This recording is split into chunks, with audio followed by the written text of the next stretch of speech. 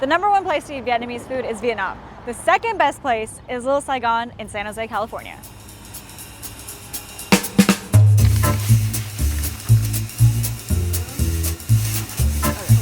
That's okay. Thank you.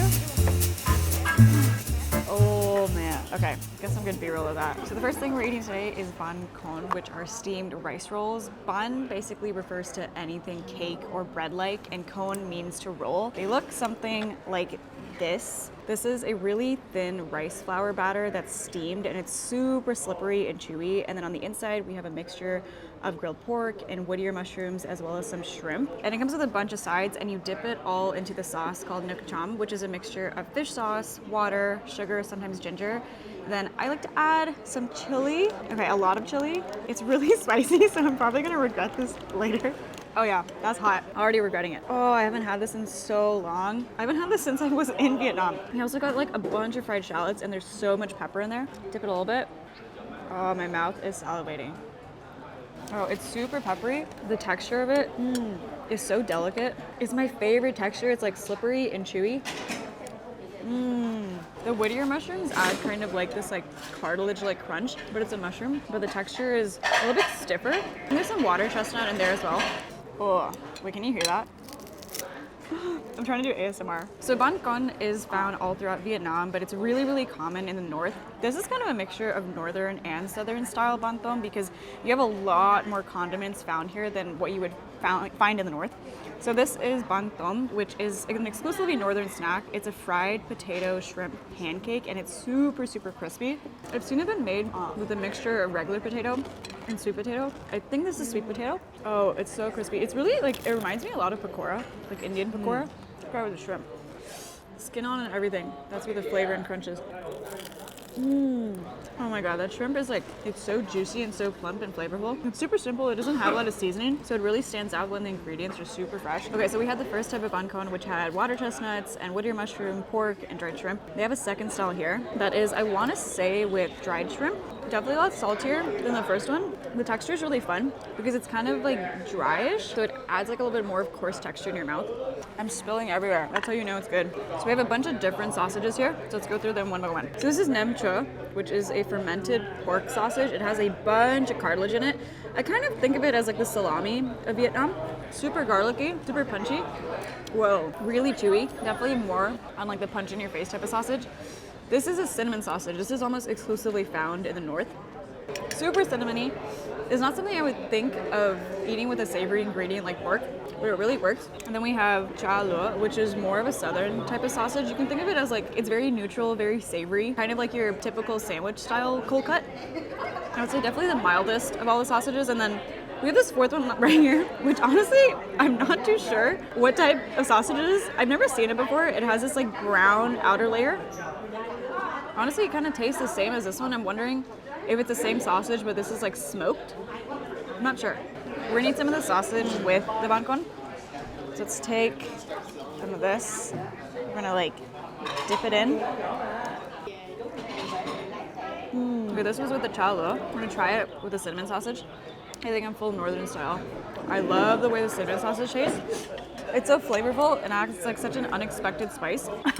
This is like genuinely one of my favorite Vietnamese dishes. I'm so happy. Okay, we're gonna try the dried shrimp one, and we're gonna put some of the bean sprouts. And it has some, I think, fish mint, maybe some Thai basil and mint, and I think some cucumber as well. I'm not the biggest fan of bean sprouts, but when they're cooked, they're not that bad. This kind of adds like a really nice refreshing bite because it kind of gets maybe a little heavy since it's all like carbs and meat, which is not a bad thing. Ooh, that Thai basil just like changed the flavor entirely. Super herbal and refreshing. I don't feel like there's a clean way to eat bánh cuôn. You just gotta get in there. This is cha gyo. My pronunciation is probably horrible, but they're Vietnamese egg rolls. So sometimes they're made with rice flour on the outside. I think this is just like an egg wrapper. And on the inside, it's kind of a similar filling to the bánh cuôn with the pork and whittier mushrooms and shrimp. And it also has some vermicelli in there. It's one of my favorite egg rolls ever. Oh, it's so crispy and so savory. And it has a lot of fish sauce in there. I could eat like a plateful of these. It's so crispy. My God. Gotta get some of those fried shallots. This is like the best part of Vietnamese food. You can mix and match in your plate. We're gonna add some crunch. I don't know how to eat this in a clean way. Ah! Maybe my chopstick skills suck. Have you had pani puri before? Like the Indian? No. It's like huge like bombs of flavor in your mouth, and at the very end they give you a bland one and it helps you clean your palate. That's what I kind of think this one is. This is like the plain pani puri at the end. I think I'm gonna, you know what? We're just gonna do veggies here. This will be like the finale. It's simple. You just can appreciate the texture of it. It's like silk. Like if there was a silk of the food world, it would be this. Amazing. This is a very, very close second to eating Bánh Cuôn in Vietnam. Oh my God, just so light and chewy and savory and flavorful. Yeah.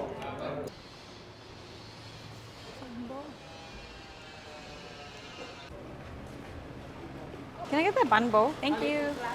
So when you're done with Bánh Cuôn, you can walk right across the street to California Bakehouse, and they have some of the best Vietnamese pastries, and they have one of my favorite desserts that I've tried making so many times at home before. The technique is so hard to get right, and they do it amazing. Look at that. This is bánh bò. It directly translates to cow cake, but it's actually, I guess in English would be called honeycomb cake because it has such a beautiful honeycomb texture. And this one is flavored with pandan, which is a leaf that tastes a little bit similar to coconut and vanilla. It's very floral. And there's definitely ones that you'll get of bánh bò that's like electric green. It looks like an alien. This one is a little bit more tamer. And for all you people who can't eat gluten for whatever reason, there's absolutely no wheat flour in this. It's made with rice flour and tapioca flour, which is what gives it that incredible chew. No gluten, so you don't have to worry about it. So all those air pockets that you see in there, this is because of the high volume of eggs that are used in this, and it's also baking powder added that adds to the fluffiness. It's like so hard to make. I've tried it a million times. If you're a fan of anything like jelly or chewy texture, this is one of like the best desserts. It's just so fun to eat. A lot of desserts in Vietnam you'll find have a similar texture, very chewy. And the entire country is in love with this type of food. It's really fun to play with in your mouth, and it kind of prolongs the flavor. It also has some coconut milk in there, so you have that with the pandan flavoring. And it's really nice and golden brown on the outside. You can feel those like individual layers in your mouth where the air pockets meet. Oh, look at those layers. It's a really dangerous dessert or snack, whatever you want to call it, because it just feels like you're eating air. You can keep eating this and not feel full, and it's not super sweet, which is like the highest compliment for any Asian dessert because you don't feel heavy when you eat it. It's a perfect amount of sugar, so it highlights the pandan and coconut flavor without like feeling like intoxicatingly sweet. Can't eat too much because we're about to eat more food, so let's go.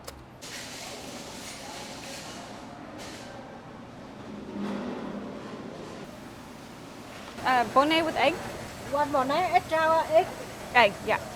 Oh man, I've been told that Americans like steak and eggs, but the only steak and eggs that I've ever had is this, the Vietnamese style. So when the French came and colonized Vietnam, along came a lot of culinary influences, one of them being bread, baguette, which is why we have the famous Vietnamese baguette, which is a little bit different than the French baguette because it uses some rice flour in it, which gives it a really nice chew and texture on the outside. So, oh yeah, it's so light, and you can definitely tell it's like baked this morning. It's so chewy and springy, and then like you get that crisp exterior. The French also brought over beef. So before the French came, water buffalo was the main source of red meat or meat being eaten in Vietnam because Vietnam is very, very hilly and cows like to be raised on flatter lands. When the French came, they already had a really high consumption of beef, and of course they needed their beef. So they brought over more beef. Vietnamese started eating more beef and started incorporating it into more of their dishes. And they brought pate, which is a very, very quintessential French thing. We now have bonnet, which is a very common breakfast food in Vietnam. Now, to eat it, let's take some of the bread. Oh, let's also crack that egg. FYI, bonnet is an exclusively Saigon dish or Southern Vietnam. Basically, any food that has a lot of French or Western influence that is served now is 9 out of 10 times going to be found in Saigon. This is pate. That's sauce, has sugar. I think maybe some oyster sauce, definitely some Maggi seasoning. It's sweet, a bit sour. The pate is really peppery. This is like the ultimate steak and eggs. I don't know how you can eat any other version. You're spoiled after this. We got some steak. Put a piece of cilantro on it, some onion, get some yolk on there. Get all that extra sauce. I'm not sure what tea this is.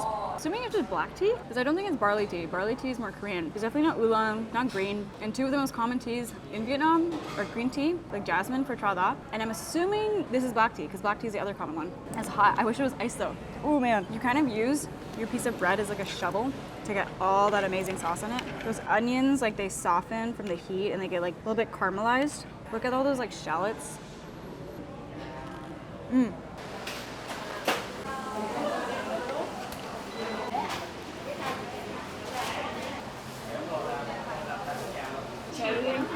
Okay. This is corn. Okay. Yeah. Are you vegetarian? No. Oh, I eat everything. And Okay. that one is pretty good. Okay. That has green beans inside.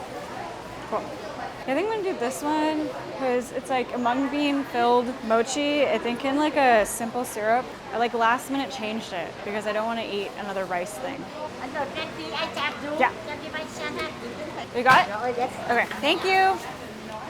Okay. So we got dessert. I was originally gonna get something else, soy, which is like sweet, sticky rice, but on a last minute decision, I decided to go for something else. I asked some aunties what they would recommend. I really wanted the banana che, which has like banana and tapioca and sago coconut, but they didn't have that. They had taro, but taro is not really my favorite. So I ended up going with this mung bean filled mochi. I don't think I've ever had this before actually. Oh my God, it's in this syrup that's already leaking. I should have got tissues. Did a quick Google research. I think it's called Chè Trôi Nước. Chè is a universal name for anything of this like soup-like dessert consistency. And then nước means sugar. Trôi, I'm not too sure. I think Trôi means mung bean.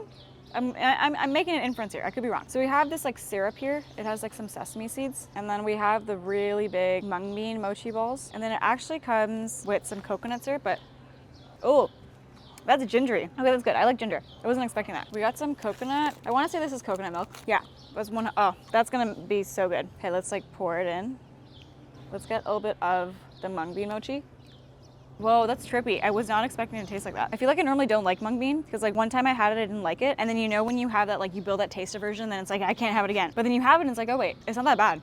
Yeah, the 100% tastes like this Indian dessert that my mom would give me, but I can't remember the name. It's coconutty, mung bean, sweet.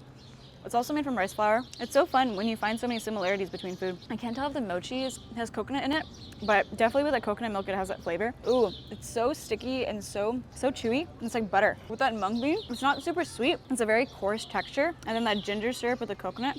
And the funny thing is, I didn't think I would like this because I normally don't like mung bean based desserts. This is so unexpected. Boom. These are like tiny ones. There's no mung bean in that one. It's definitely very heavy on the ginger flavor, so it depends how much you like that. But it's so fun because these dessert shops have so many different things to choose from. So just like walk into one of these stores, just like ask an auntie or an uncle. Just ask them to recommend you something. You can't go wrong.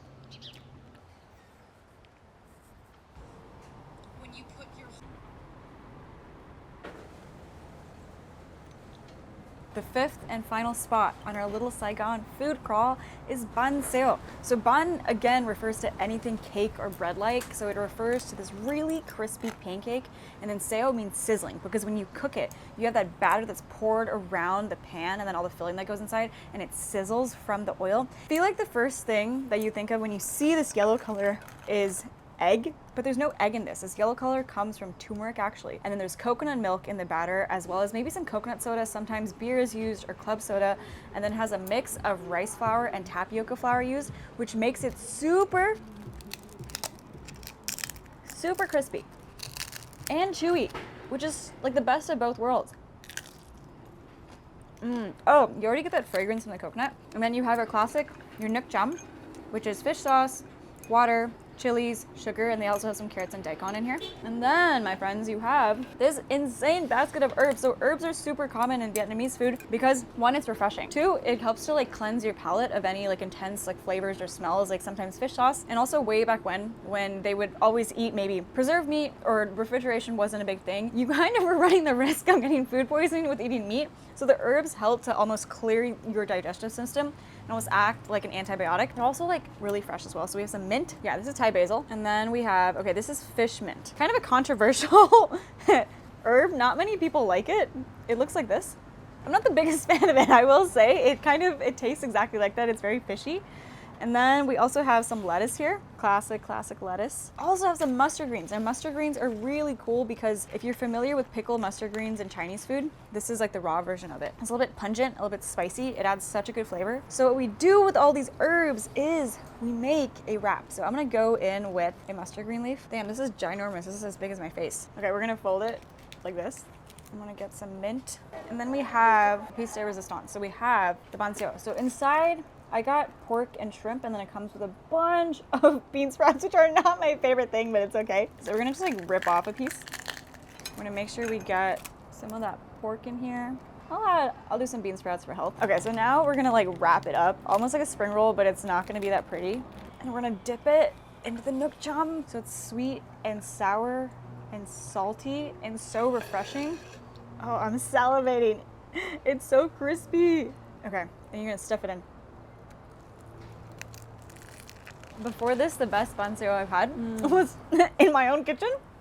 You'll find Banh Xeo pretty much all over Vietnam, but more specifically in Central and South, and this is a Southern style one. You can tell because it's super big. Style in the Central in Hue, it's like more medium size or smaller size, and sometimes they're served with rice paper. And then the crazy thing about Vietnamese food is that it's really fresh. It's super light because like look how thin this pancake is. And then the herbs make it so refreshing. You get that like slight spiciness from the mustard green, which is like one of my favorite vegetables. Top favorite dishes. Yeah. Everything you ate today. Those three main meals, Bò Né, Bánh Cuôn, Bánh Xèo. Actually, no. They're all my favorite. They're so good. Thai basil. Wait, no, I'm tripping. That's not Thai basil. Oh, sorry. This is perilla leaf. It's kind of fuzzy. Yum. It's really peppery and then kind of lemony. This is a fish mint. I can't. I'm not a fan of fish mint. It tastes the way it sounds. It tastes very fishy. For the last bite. My stomach is about to explode. So those are 5 things you could eat in Little Saigon. Let me know in the comments what are 5 other things you'd eat in Little Saigon. So for my next video, I'm prepared. Okay, bye.